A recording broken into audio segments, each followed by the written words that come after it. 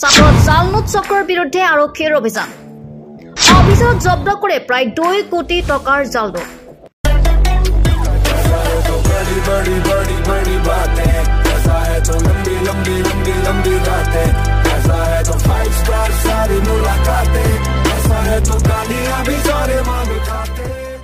$2,500 আৰু 200 টকাৰ জাল নোটৰ উজান উঠিছে এতিয়া চাপৰত জাল নোট জব্দ কৰাৰ লগতে আটক কৰে এজন লোকক চাপৰ আৰক্ষী থানাত এতিয়া উজান উঠিছে জব্দকৃত জাল নোটৰ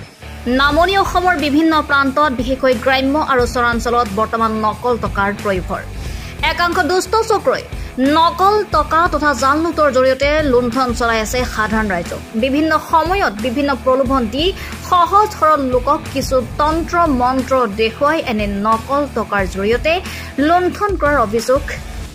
এক গোপন সূত্ৰৰ পম খেদি চাপৰ আৰক্ষী থানাৰ ভাৰপ্ৰাপ্ত বিষয়া দীপজ্যোতি ইংতি আৰু চাপৰ চক্ৰ আৰক্ষী বিষয়াৰ নেতৃত্বত আৰক্ষীৰ এটা দলে নিশা চাপৰ ধীৰঘাটৰ বৰঘোলাত অভিযান চলায় অভিযানত বৰঘোলাৰ পৰা 2 কোটি টকাৰ জাল নোট সহ এজন ব্যক্তিক আটক কৰিবলৈ সক্ষম হৈছে আটকধীন ব্যক্তিজন চাপৰ ধীৰঘাটৰ শাহিনুৰ ইছলাম বুলি জানিব পৰা গৈছে ব্যক্তিজনক হৈ চাপৰ বিভিন্ন ঠাইত নিশা চলাইছিল অভিযান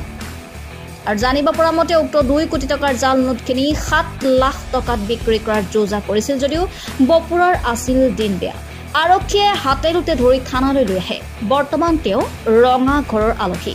উক্ত ঘটনাৰ সংক্ৰান্তত আৰক্ষী সোধপোছ অব্যাহত ৰাখিছে আমার এইটো জায়গাটার নাম আছে বড়গোলা কিন্তু আমার চাপর থানার আমার ওসি স্যার আছে আমার আইসি আছে আমার সিআই স্যার আছে আহি কিনে আমার এই জায়গাত 2 নম্বর টাকাটো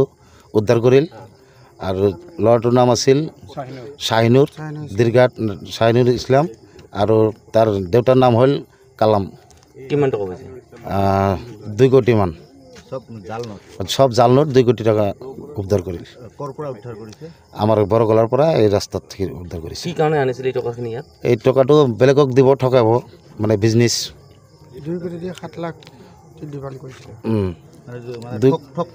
ঠক প্রবচন করছিল মানে 7 লাখ টাকা মানে দি মানে 2 কোটি টাকা লব আর কি এনেকা একটা চাল করেছিল পিছত কোনে ধরিলে আমার চাপর থানার ওসি ধরিছে আমার আইসি স্যার আমার সিআই স্যার লগতে বড়গোলা